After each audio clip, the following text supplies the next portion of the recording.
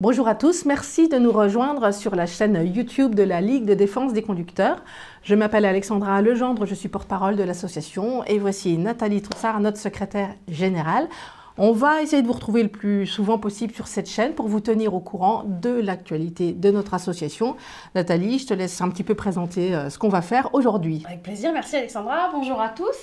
On a une grande nouveauté aujourd'hui puisque le site internet de la Ligue des défenses des conducteurs fait peau neuve et donc il y a 2 jours il a enfin été publié, il est tout neuf, tout beau.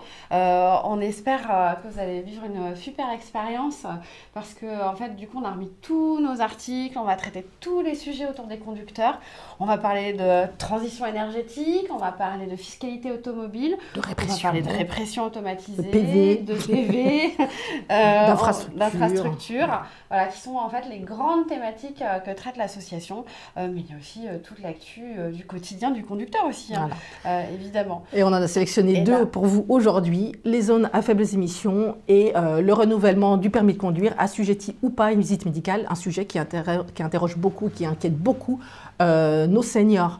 Nathalie, je te laisse commencer pour les ZFE. Oui, merci Alexandra. En fait, on s'est dit que ça serait sympa de pouvoir vous parler avec notre chaîne YouTube et de pouvoir vous expliquer un petit peu plus, en fait, les sujets et nos combats et pourquoi. Pourquoi on s'intéresse à ces sujets-là. Alors, sur les ZFE, effectivement, la vraie question que tout le monde se pose, c'est fini ou c'est pas fini les ZFE?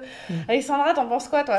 Alors, les zones à faible émission, d'ailleurs, pour ceux qui ne savent pas trop de quoi ça parle, n'hésitez pas à aller sur notre site ou nous poser des questions, on vous expliquera ce que c'est. En gros, elles vont consister à restreindre la circulation aux véhicules les plus anciens dans des grandes métropoles. Le problème, c'est que tout le monde n'a pas les moyens de changer de voiture. Et le problème aussi, au-delà du fait que nous, on travaille sur ce sujet qui nous inquiète beaucoup sur son aspect social depuis des années, c'est que cette année, il y a eu énormément d'informations, de contre-informations. Résultat, aujourd'hui, la plupart des Français qui connaissent les ZFE imaginent que le problème est réglé, ce qui n'est absolument pas le cas, Nathalie.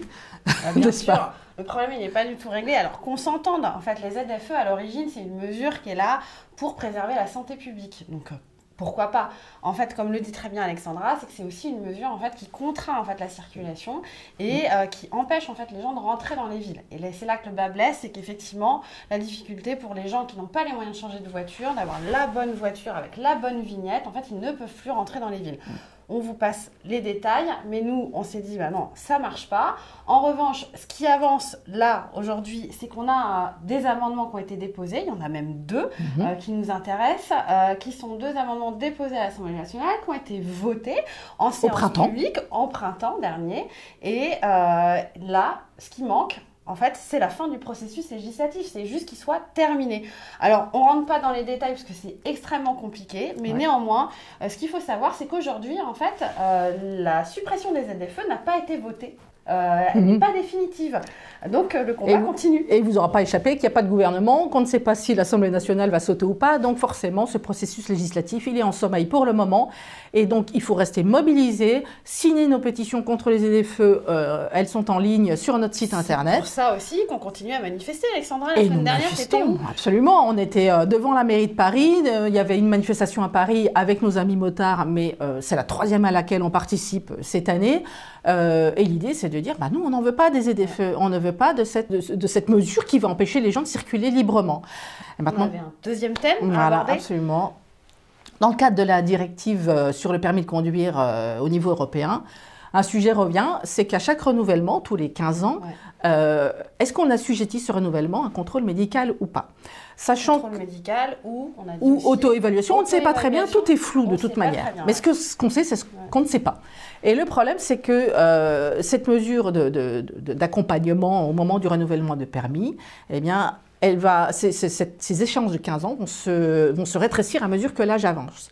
Donc forcément, cette perspective de contrôle médical, elle inquiète beaucoup plus les seniors que les personnes moins âgées. Ils sont d'ailleurs très nombreux, vous êtes très nombreux à nous appeler régulièrement à l'association, à nous faire part de vos témoignages et effectivement les difficultés que ça pourrait impliquer si jamais vous étiez amené à perdre votre permis à la suite soit d'une visite médicale imposée, soit d'une auto-évaluation, que ça pose question. On ne sait pas. Et le sujet, il est toujours extrêmement vif puisque à chaque drame qui implique une vieille personne, même si on comprend évidemment le mouvement d'empathie vis-à-vis des victimes, en fait, on s'aperçoit qu'il y a un amalgame entre cet accident, ce fait divers qui arrive malheureusement régulièrement, et puis la population générale et son état de santé passé un certain âge. Il se trouve juste que la vieillesse, ce n'est pas une maladie et qu'un dépistage médical obligatoire, rien n'empêche de le faire de manière volontaire si on s'inquiète et si on est un conducteur responsable et qu'on se sent moins capable à conduire.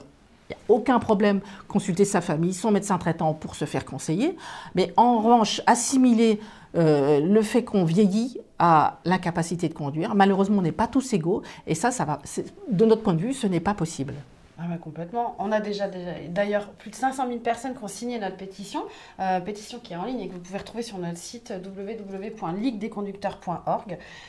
Et effectivement, on est vraiment dans une zone où, pour le coup, pour le permis senior, on l'appelle le permis senior, c'est un petit raccourci, mais effectivement, parce qu'on a l'impression quand même que c'est destiné aux seniors, même si c'est pas complètement ce que nous dit l'Europe, on est quand même en fait dans une ambiguïté. Et aujourd'hui, là, il faut quand même savoir que la fin du processus législatif au niveau européen n'est pas clos. On est encore dans ce qu'on appelle le trilogue, alors encore un terme technique, mais c'est vraiment un processus qui n'est pas terminé, donc les enjeux et les débats sont encore très présents. Et puis, absolument. Alexandra, tu nous le rappelles régulièrement, il y a aussi... Au niveau français, régulièrement, des députés remontent au créneau. En fait, c'est vraiment très lié à ces faits divers, à ces drames qui arrivent ponctuellement. C'est que le sujet ressurgit et forcément, il y a toujours des initiatives parlementaires qui remettent au goût du jour cette idée de contrôle médical, sachant que ce contrôle médical, très concrètement, il n'y a pas de médecin pour le faire, et l'auto-évaluation, si on ne sait pas non plus en quoi elle va consister. Bref, le flou, pareil que sur les ZFE, est très entretenu. Continue.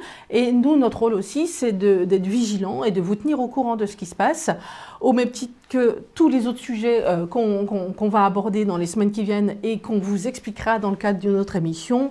Nos trophées trop c'est trop de fin d'année pour élire, entre guillemets, les pires mesures anti-automobiles. Et il y en a. Vous voterez et on vous donnera le questionnaire début décembre.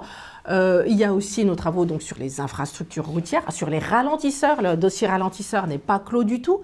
On a aussi des travaux sur la fiscalité automobile, qui sont le malus, enfin tout ce qui vous tombe sur la tête et ce qui ponctionne votre portefeuille quasiment au quotidien en tant que conducteur d'automobile ou d'utilitaire, de moto. Bref, notre actu, elle est ultra chargée. On ne chôme pas la Ligue de défense des conducteurs. Pour nous suivre et en savoir plus, abonnez-vous à notre chaîne. Et puis, si vous avez des questions, vous les posez dans le fil de cette chaîne, on vous répond. Ou alors, vous nous contactez, vous nous écrivez à la Ligue de défense des conducteurs. On fait le maximum pour vous accompagner dans votre vie de conducteur. À bientôt en tout cas. Merci, à très bientôt.